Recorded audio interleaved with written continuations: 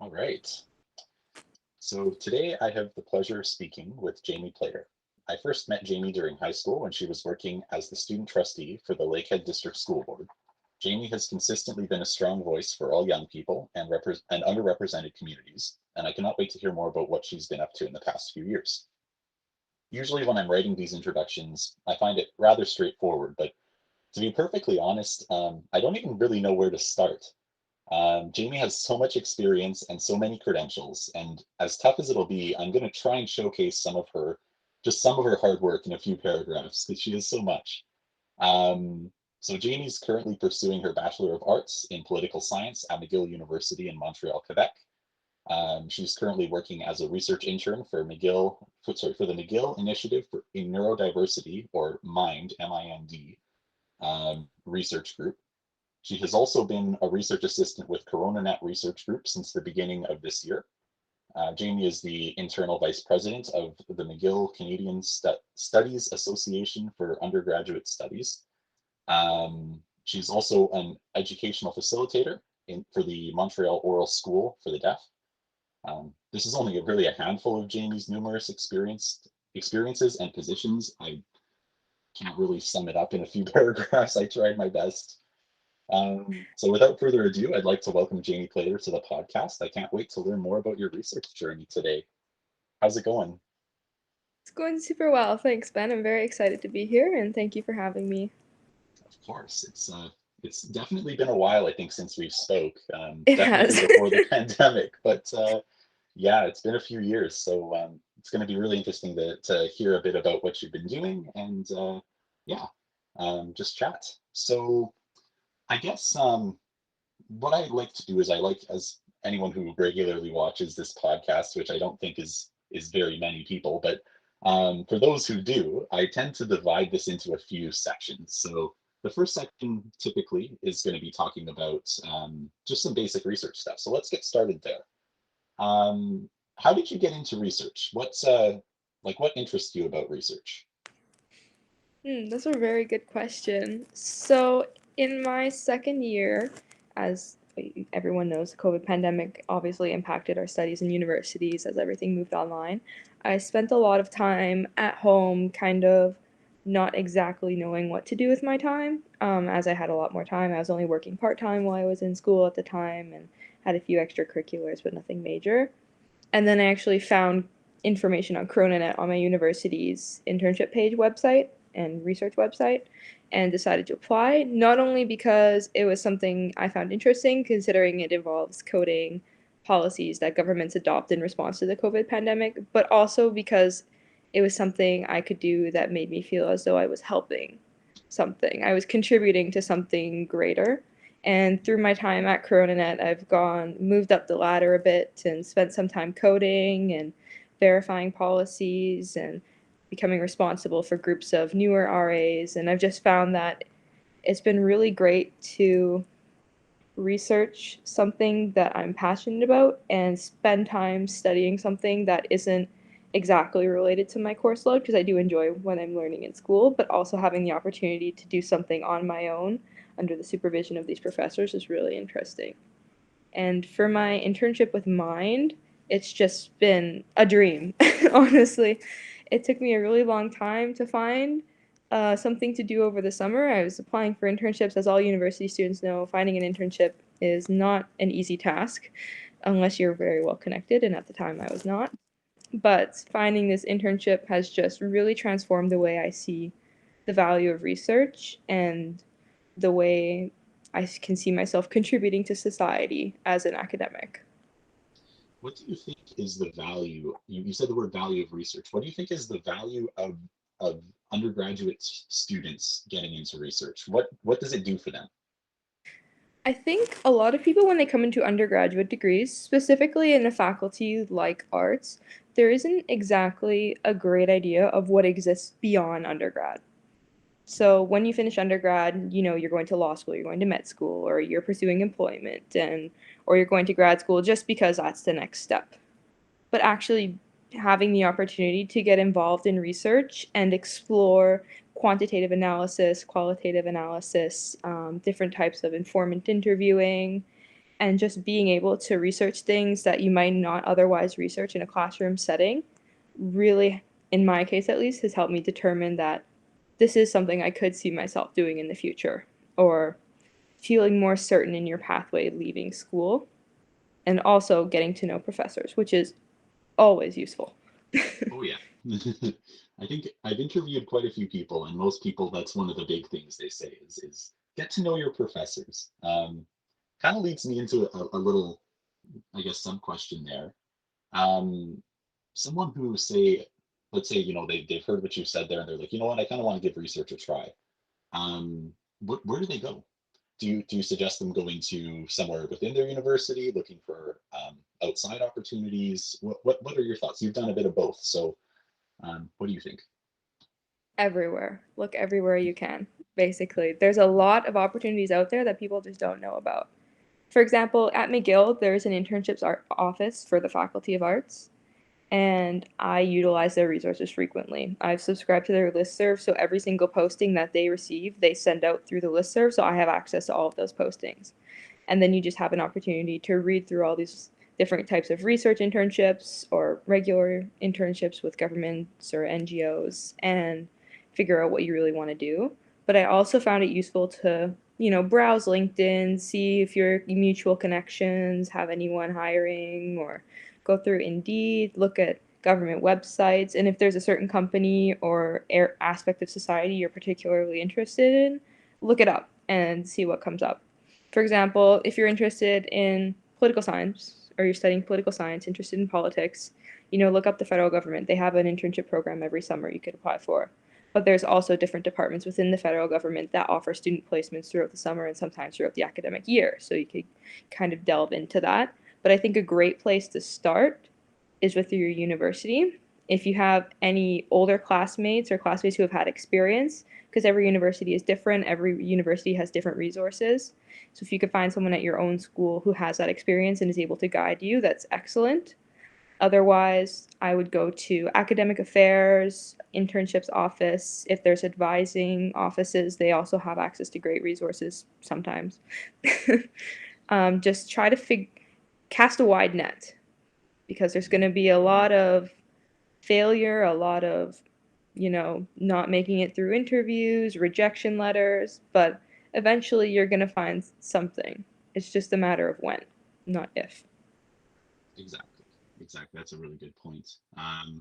Yeah, research is like it's tough, right? Sometimes it can be challenging, I think, on many levels, especially like on the intellectual level, right? And the idea that you really have to think about what you're doing. It's sort of like and it's a one of the things that people have told me, I don't know if you agree or if you can speak to it at all, but is that research tends to be a little bit more, how do you say, it's a completely different type of learning than, say, learning in a classroom, right?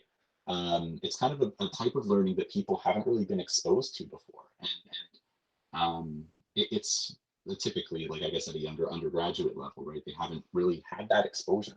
What are your thoughts on that?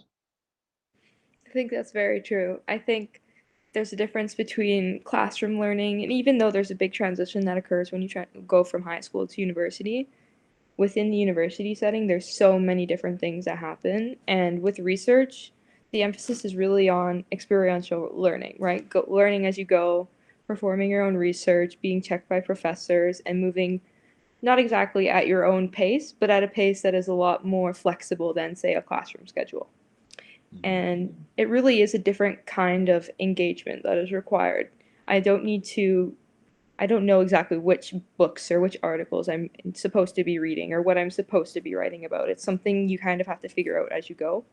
For example, with my research with Mind, we've been researching since the end of June, and our final plans have changed 3 or 4 times since because every new informant we interview has something different to say, and it takes us in a completely different direction. And that's just because academic literature, gray literature is one thing. Actually conducting research and interviews and looking at statistics and data analysis is a completely different issue because you don't really know what you're expecting. You're just hoping to get something that will lead you to a certain conclusion or lead you to a different direction to pursue. Exactly. Like, And sometimes, that's something that I think people don't really get is sometimes like when you're, I don't know, I'm a math student, right? And so when you're doing a math problem, it's like, oh yeah, let's just go to the back of the book and look at the answer, right? Yeah. And check if I got it right. And when you're doing research, that doesn't exist, right? It's just like, yeah, is this right? It seems kind of right. Or sometimes you do all the work, do some data analysis, maybe crunch some numbers, and it's like, oh, there's nothing here. Like there is no answer, right? It doesn't, there's no trend, and you're like, oh, well, that really sucks, right? Um, can you tell me about a time that that's happened to you, where you've crunched some numbers? I'm sure it's happened because it happens to everyone, or maybe it hasn't, but where you've done some work, put work into something, and then at the end of like a research journey like that, at the end it just kind of comes out like, oh, well, that was a dead end. Yeah, I think since a lot of my research, I'll give a bit of context. For my research with CoronaNet, it's more data entry than data analysis. My job as an RA mostly pertains to finding policies in relation to Ontario COVID policies and Ile-de-France COVID policies. But for my research with Mind and actually conducting research, we've found a lot of interviewees disagree on certain concepts, which has led us to not only confusion, but also uncertainty about where to go from here.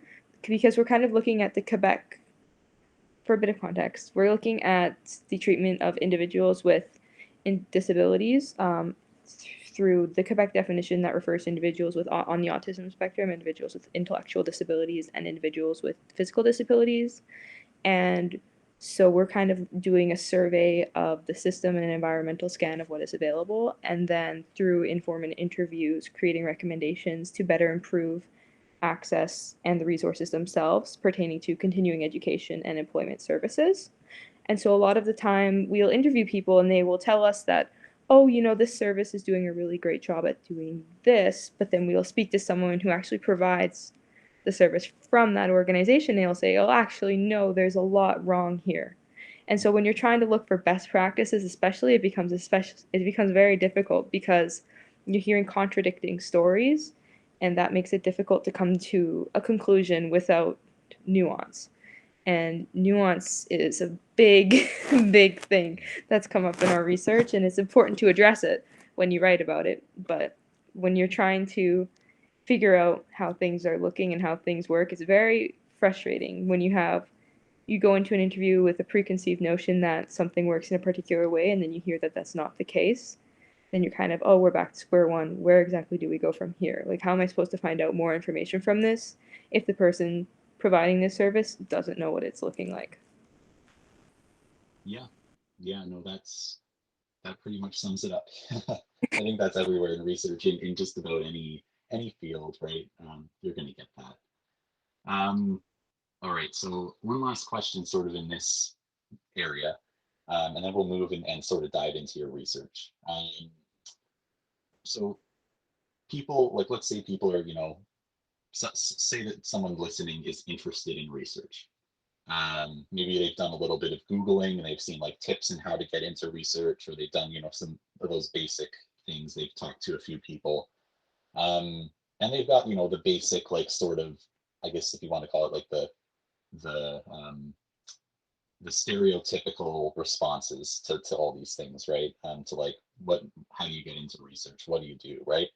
Um, what's one piece of advice you would give a young person interested in research that you think they have not heard yet? Feel free to take your time. Okay, let me think about that a little bit. Mhm. Hmm.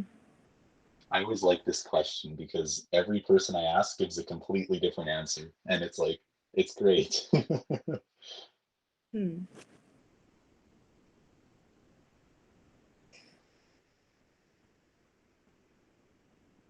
I think a piece of advice when looking for research that I wasn't really given in at the beginning is you can start early, but it's also important to apply to things as they come up.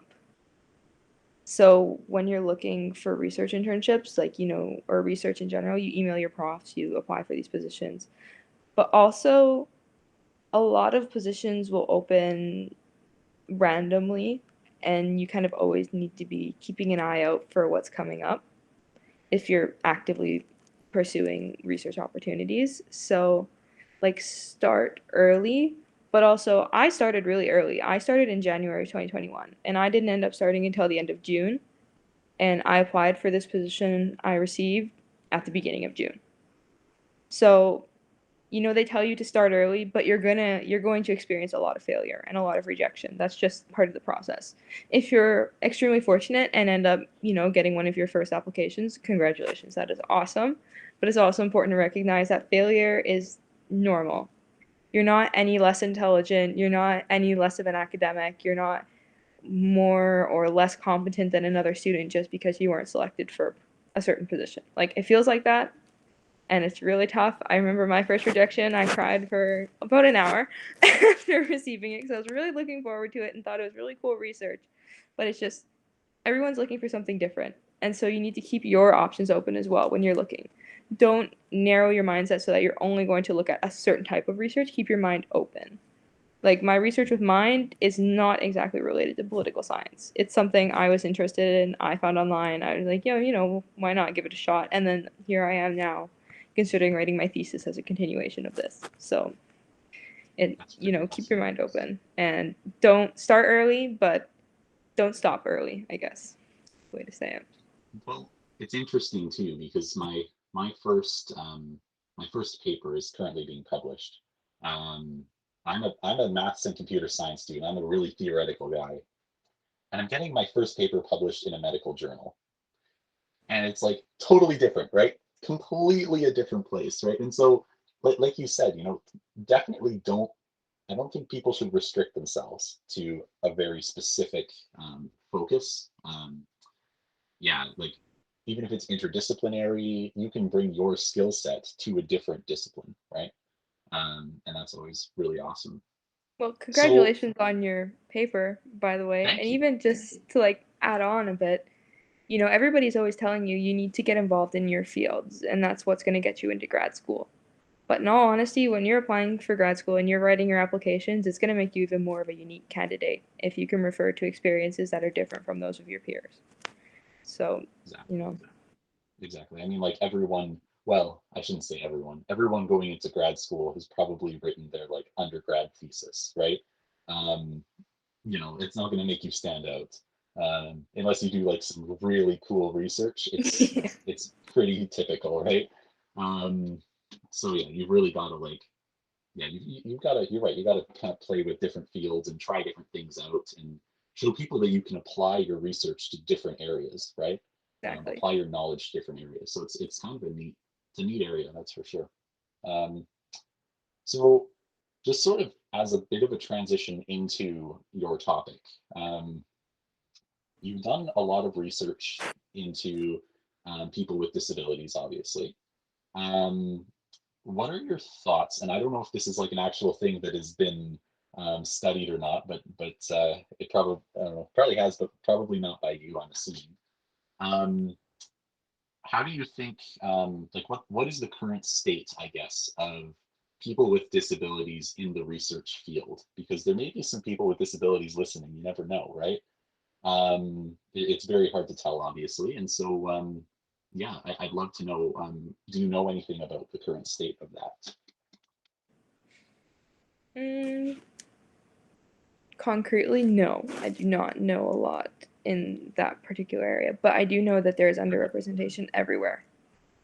And I do know that supports are needed everywhere. And that's not just unique to Quebec, that's not just unique to certain provinces, that's universally. Support is needed, representation is needed, and that goes for everyone as well, right? All groups have the right or should have the right to be represented in all different types of career paths, academic streams, government, everywhere aspect in society, because that's what's going to empower the younger individuals to want to pursue similar paths, right? And so it's difficult for individuals to not see themselves in other fields just because they're not able to see someone who is like them in that field. And so there needs to be a lot more room made and a lot more supports available to ensure more representation. For sure. That's it's a good point. Um, I guess it's sort of everywhere, but yeah, that's a really good point. Um, what's are you able to break down your research a little bit? Why don't we start there? Um, take as much time as you want. Just go through whatever you'd like, whatever you think is important with your research. With was it MIND? I believe that was the correct acronym. Yeah, cool. So we're still in the process of completing research, beginning presentations, and final paper. So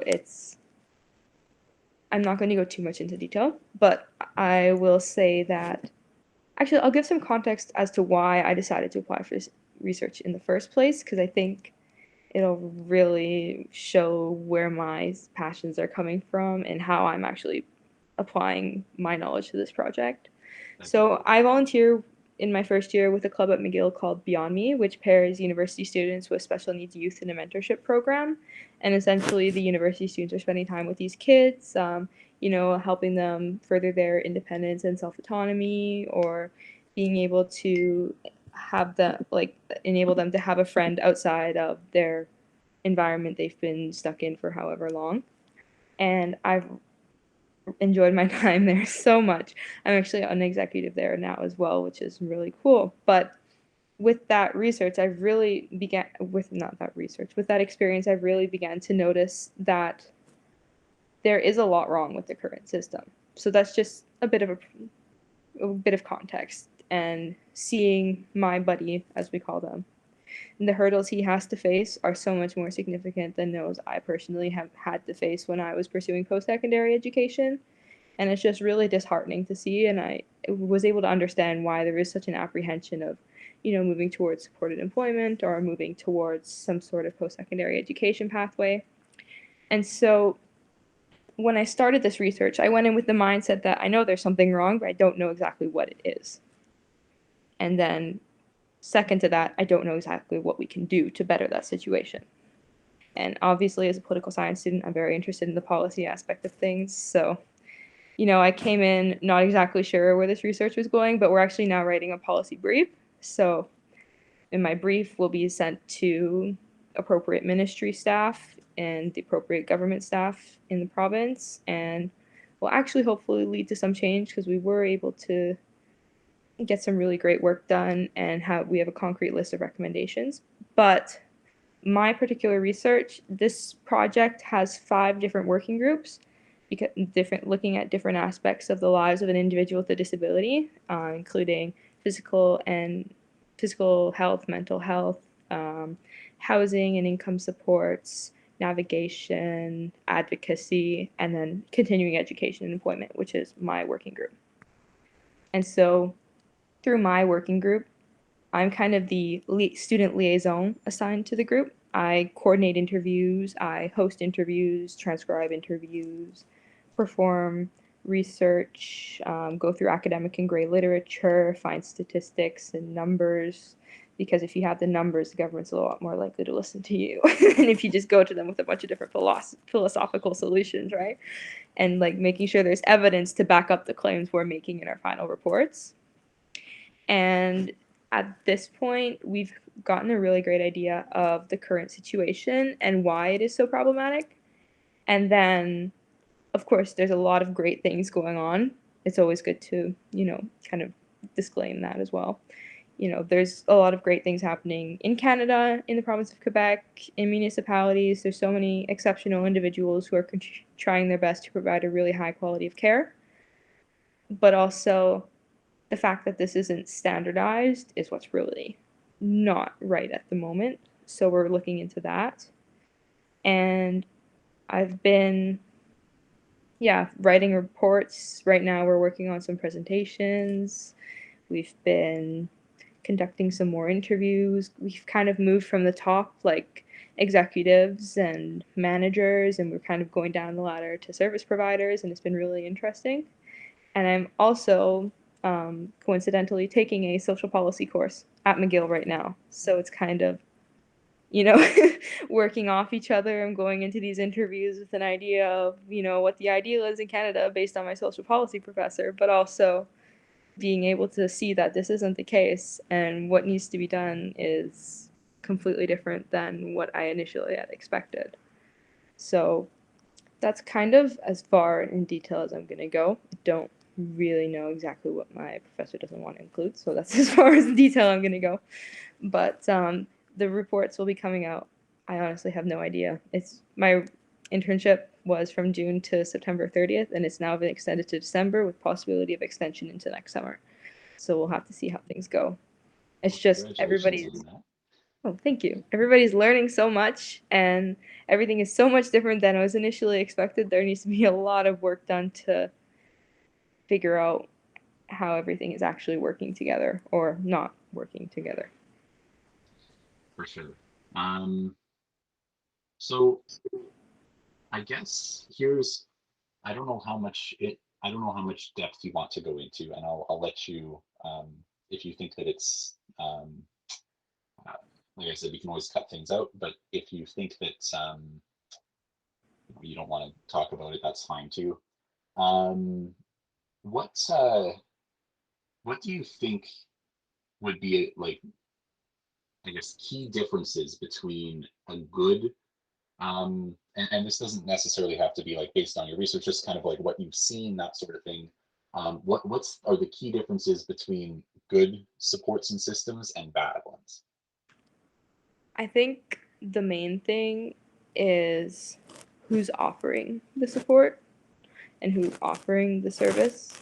Something I've noticed not only from my research but just in general is that there's a lot of different groups providing the same thing, but there's no communication between them. So it's difficult to harmonize the provision of that service because there is no communication, and that's what leads to these differences in outcomes that we see all over the place, right? Like even if we look at school boards, in back when I was in high school, different school boards have different expectations, different levels of instruction, different teachers, and that just leads to different outcomes for all students. Whether that's good or bad is, you know, up to the individual, but it's just something that's really become apparent to me as I've progressed in my research, and even I notice around me as I, you know, go to and from classes in McGill. You know, the professor really makes a difference on whether or not you're getting a good grade in that course, right? So I think another thing is just a general awareness of what is available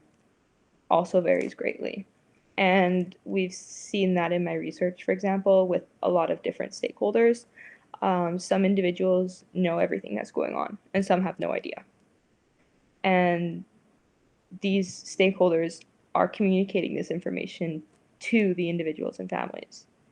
And so, if there's not the same level of information being conveyed, then some individuals are going to know exactly what's available to them and how to pursue it, and some aren't. And then that's what's going to lead to these individuals falling off the cliff because they don't know where to go.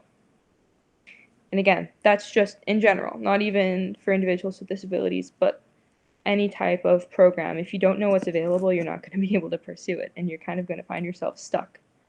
You know, if you look at even internships, for example, if I didn't know where to look for internships, what am I going to do? Where am I going to find one? You know, am I going to Google internships and hopefully find something? Maybe. But, you know, you kind of need to know where your best places for reference are. And I think another key difference between good service provision and bad service provision would just be whether or not there is a standardization of the service in general. So we've seen that even like some provinces have standardized practices for certain services and some don't. And those that don't, they do have a lot more creativity at the local level of how that service is implemented or how it is offered to individuals. But then again, there's that issue of differences in outcomes. And while some individuals may be a lot better off because some areas can be more creative than others, there's still going to be more individuals who aren't receiving anything or aren't receiving adequate service. So, summarizing that, standardization of the service, at least some sort of basic mandate for all involved actors to pursue is important. Also, you know, information is important, and differences in outcomes are really apparent in systems that don't communicate with one another. Mhm. Sorry, I have a lot to unpack there. Um, It's a lot. It's so okay. I've been doing this no, for a while, so it's a lot. I know. yeah, no, it's all good. Um, so all right, I'm just trying to think of what direction I want to go in this. So I'll just ask a question briefly. So uh, in terms of that standardization we were talking about, um, I'm assuming that would be at a government level of some form. Is that, and I'm sure you can get into that, do you think that it's doable? Do you think that all services are standardizable or should be standardized? Or do you think that, like, are there any examples of I guess, service fields that you think might not need to be standardized or are good as they are? Okay, but to be fair, anything is possible in government if there's enough incentive for the government to pursue it, right? That's We a look very at fair clean point. drinking water. The federal government is more than capable of providing clean drinking water to Indigenous communities, right? Mhm. But what have we seen? It's not there. For Look at examples, right? e-catalysts, right? Exactly. I think that what really needs to happen before this standardization, if we think should take place, is bringing everyone who is providing these services together, and as well as individuals affected by these services, and discussing best practices before implementing anything. Because, as I had mentioned, the lack of communication is apparent, and this lack of communication doesn't allow for individuals to come together, figure out what's going well and what isn't going well, and move forward. And I think that once we figure out what our pain points are and what is going well, we're not going to be able to say, oh, every service should offer this in this sort of manner, or have a government mandate the certain processes so that every school board follows the same protocols, for example. We just need communication and we need collaboration, and or at least the ability to listen. It doesn't necessarily need to lead to collaboration, but for too long we've had individuals representing others, when we might not even have a great idea of what the situation is actually like on the ground. I've been researching this for 6 months. I still don't have a great idea of what things look like on the ground. I'm going to interview people who are providing services, and that gives me a better idea, but I'm never going to experience that myself. So I think we need to have others speak up for themselves as well, and that will better inform policy decisions in forms of standardization, because I think we can all agree that having a basic level of service is a lot better than having none in some areas, a lot in others. But what that looks like really should come out of discussions with key stakeholders instead of the government deciding what is best for everyone involved, without consulting others, which is what unfortunately tends to happen with a lot of these marginalized groups in society. Is decisions are made for them when really what they need is empowerment and development of their own autonomy, and self-reliance, not just reliance on the government. So yeah, I agree with you there. And I think that's very apparent as far as I can tell. But um, now you see that, like you said, with every marginalized group where people are making decisions for them, people are who really have no experience in that, with that, I guess, with those difficulties, with those challenges, are coming in and making all the decisions for them, and it's making assumptions, and a lot of times those assumptions aren't right. Um, Now, my thoughts, the first thing that comes to my mind is why. Like, why, and this is just more of an opinion question, but why do you think that some businesses are not um, are not consulting with these groups. For example, like um, a disability service provider of some sort. Um, or I don't know if that's a proper terminology. There's probably a better word for that. But anyways, like a some form of a service um, who helps people with disabilities. Why do you think that some of them don't consult? You would think if they're a business, they would want to get their clients or their customers um, their feedback so that they could get more business, right? Logically, that would sort of make sense. But what do you think? Why do you think that doesn't happen? I think there's 2 points to that. First point is just status quo. We see it specifically in government. Groups are only now starting to be consulted on issues that pertain to them. This is only a new thing, but for most of the 150 something years that Canada has been a country, for example, we've seen that marginalized groups are often not consulted on issues that are important to them. So that's one thing. And even with businesses, the main focus is profit, right? And that brings me to funding. And funding, the way funding is allocated is often on based on individuals going in and out of the service, not on making sure that that service is quality. So there's no need to consult the individuals receiving the service when the only thing you're focusing on is trying to get more funding by getting more people in and out of the system. At that point, you're trying to make it as efficient as possible, and efficient doesn't necessarily mean what the individual may need at the time, right? So I think Yeah, specifically with like community organizations that provide services, the way funding is allocated is a lot based on getting in and out. Even with the government, actually, no, especially with the government, getting in and out, right? Because it's important that someone has something. Whether or not that something is good is relative, but whether or not there is something is what they're really looking for. And so, really, it's the mindset we tend to have when we think about, and then again, that goes for every aspect of society, right? We look at like employment supports, employment services for us, going into these youth employment services. It's important to have good, CV building, good cover letters, but the main point is making sure we get from point A to point B, not making sure that we are well supported getting from point A to point B. And for these individuals, unfortunately, that lack of support is what leads to not being able to arrive at their destination. But, that makes sense. So just to sort of sum it up before we kind of transition to our final third there, it's going really quick.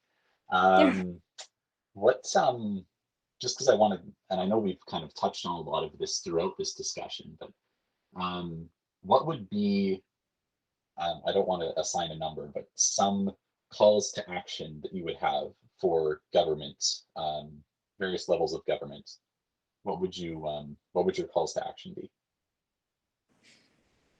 That calls to action. First, listen,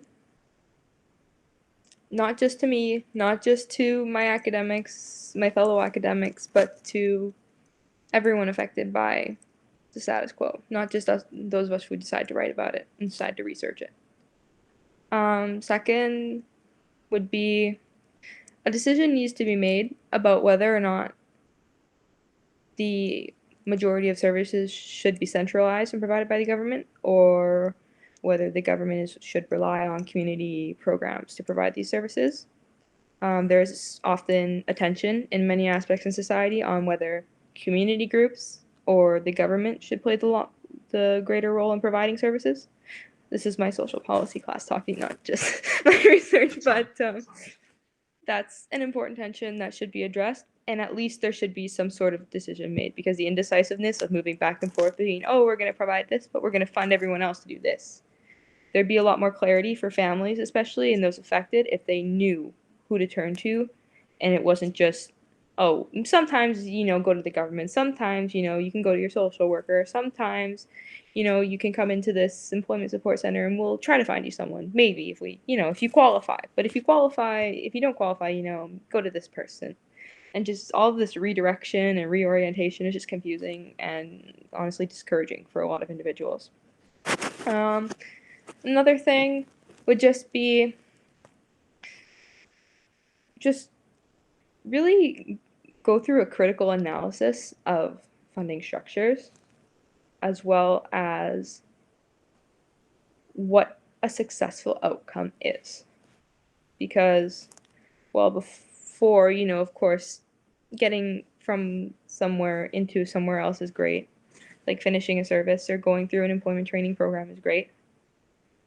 But whether or not you're actually able to pursue supported employment or adapted employment situation or another academic pathway, because there's so many different pathways an individual can pursue in life, right? Like you and I, we chose to go to university. We could have gone into the workplace. We could have gone into college. We could have gone straight into the workforce, gotten a trade. There's so many different pathways, and that's not just for us. That's for all individuals. And so recognizing that there are these different pathways, and if you're not coming together and helping these individuals lead lives of quality, then what is the point of the service you're providing? Because if it's not to better the individual and to better their life trajectory, what are you really doing? Like, is it a tax rebate? Is it a, like it needs to be more than just getting someone as a being assigned a number in and out of a program. Well, that doesn't really But do much of anything, eh? I guess assigning a number and it's just government expense at the end of the day. It's or like it's just expenses. That's kind of all it is, right? And yeah, and I it like I can't don't want to actually make a discount. difference. Yeah, and I don't want to discount a lot of the work that is being done. The government has done a Oh yeah. lot of work. Like I don't want to make it seem like I'm like going against everything, but like there's a lot of great work happening and there's a lot of great work that has been done and we all recognize that and we all really appreciate that. It's just there's more work to be done as we move forward, As representation is increased and as more people are able to pursue different pathways and are empowered to develop soft and hard employment skills or their own self-autonomy, we need to keep moving forward with that momentum and further enable individuals to do so, right? Because yes, improvements are good, and it's good to go back through, a review by an ombudsman and, everything is going well, but things could always be going better. And that's what kind of needs to be our perspective instead of, there's that brief moment of appreciation, but then again, there's also, okay, this is great. How can we make it even better? And how could we affect even more people in a more positive way? And because it's not just vote seats at the end of the day, it's lives we're dealing with, right? So Well, I think the other thing too, and perhaps I don't know what your thoughts are on it, but is that things change over time, right? People's needs change over time. Um, it's not like, you can do like if the government went out today and just did like a massive talk to every person who has a disability, right? Like did like the most amazing sort of active listening sort of a setup where they took everything into account. Um, like say 5 years down the road, things may change, right? 10 years down the road, things may change and people's needs may change. Um, and so being adaptable, I guess, is something, from my opinion, from my perspective, seems to be important. yeah, that's an excellent point too. And something we've even noticed is that, sometimes some people may want to stay somewhere for the rest of their lives. They may enjoy what they're doing at the moment and they may want to continue with that. And that's 100% okay. Everybody has the right to choose what they want to do. But for those individuals who want to move on to something different, there needs to be something available that enables them to do so. They shouldn't just be stuck. Because, right, there's a difference between being there and being stuck. So, and like that's the thing, a lot does change in our lives. We all pursue different pathways. It's likely we're going to have more than one different type of job or career over time. And it's important that those pathways are recognized for all individuals, not just us in general, but everyone who maybe have different levels of ability, may have different interests, different life goals or trajectories, and yeah. For sure. That's That sums it up very well. Um, yeah. So in that case, I guess let's move on to our sort of final section there. Hmm. Um, kind of, I like to sort of, it sort of feels like we're going back to the beginning with this, but it also is sort of like we go back to like the first section, kind of, but it's also using your research. So Okay. I like to say it's like an abstraction of what we just talked about. All right. So I guess sort of getting started. Um, I'll jump in with a hard question. Um, I have two and they go hand in hand, but I'm going to ask them separately. So my first question for you on that is, um, like you've done your research, you're getting near the end. You're sort of, I guess compiling things, if you want to say that.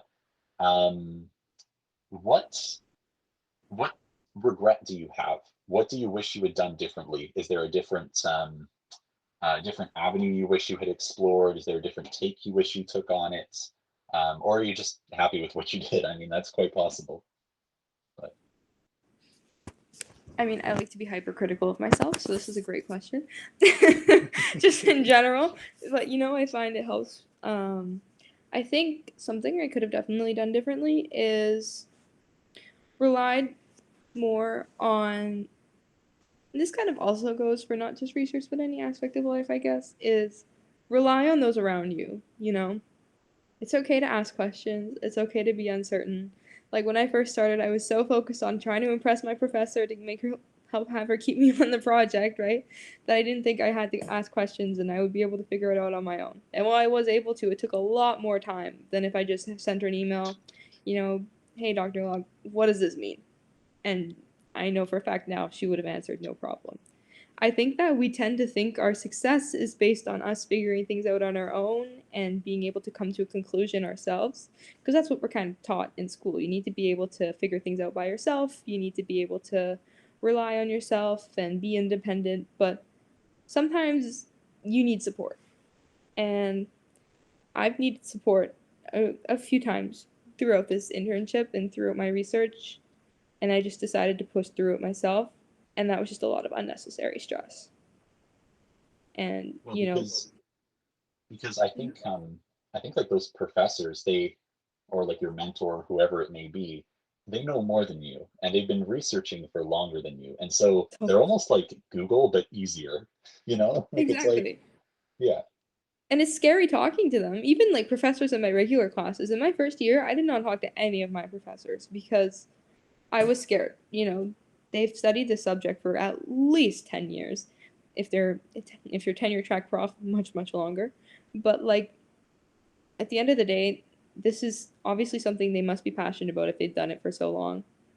And if you're passionate about something, you want to share information to everyone you can, right? So there really is no harm in going up and asking a question or sharing something you found insightful. And even if you go up to them, it also helps finding future research if you have a good uh, relationship with the professors. But knowing that you're not alone, even if you are performing research, and you are one of the key researchers in a certain position, there's resources everywhere. Go to your librarian and ask for help if you're having difficulties with lit review, or talk to your professor if you're having difficulty finding certain services, or email members of your working groups if you're having issues understanding what a certain service does and how it's different from something else.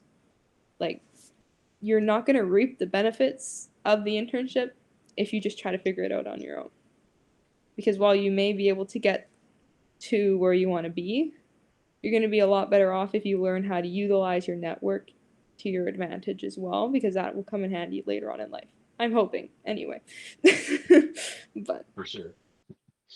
I think with honestly, a bit of a side note, but I think with like LinkedIn, the advent of LinkedIn and this sort of like mass professional network that people are building, yeah. I think it's going to be really interesting to see how that plays into the world like 10 years down the line, the Oh, fact that you can definitely. just have these networks, of like thousands of people, and it's like, oh yeah, I have a person for that, right? Hmm. Um, yeah, it's really cool. Um, I'm going to ask my second question, and it's very similar, but it's also a little bit different.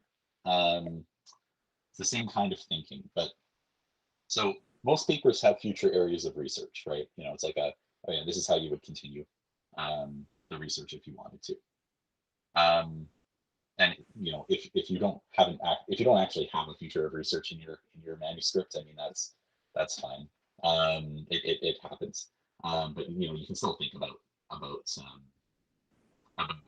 you know, various possible future avenues. Um, what if you were, I don't know, let's say that you know, money was no object, time was no object. You had like, you know, someone who's willing to fund you and give you great money to go out and do some good research. Um, what future area of research from that project would you continue and do? Hmm, that's a good question. Money was no object. It would be very nice if money was no object, but um, It would. honestly, I think I would continue something similar to this because I find that like doing an environmental scan is a very interesting process and learning about everything is a very interesting process. And now that we've learned about everything and have made recommendations, I think a cool path of research would then be going more at the individual level and collecting data on perceptions of government performance or of community organization performance of these services to kind of match it with what I've already done in terms of what's available, what we perceive as the difficulties, and what we've come to find are major recommendations that could be possible. I think also, as a political science student, I love everything Canadian politics, so something in a political regime kind of study or voting behaviors would be interesting. Um, or even my work with CoronaNet IR has come onto my radar. I first started university. I was like, I only want to study Canadian politics. I don't think any other aspect of politics is interesting. And I mean, political theory is kind of dry, but IR is really interesting as well. So even like comparative analysis of COVID-19 responses and kind of building on that. There's a potential internship next summer on the radar for that right now for me as well. So I'm looking into that. But that actually might be my next direction of research. We'll have to see. That's pretty yeah, so that's pretty awesome. And one of the reasons I like to do that is because it sort of I think it sort of reflects, or sorry, the reason I asked that question is it sort of reflects the idea that like, and I don't know if you've experienced this, but like once you get to the end of research, like there's sort of a point where you just say, okay, I think that's kind of it, you know? I think this is, you have to, how do I phrase this? You have to sort of clearly define a scope of the research and just like a boundary and say, okay, this is where we're drawing it, because we don't want to have like a, you know, 100-page manuscript, right? Yeah.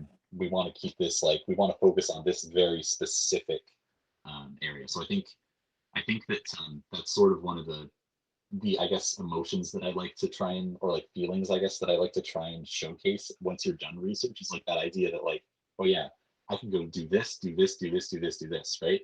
When you start research, you go down one path, but then like, you know, 10 more come up when you get to the end, right?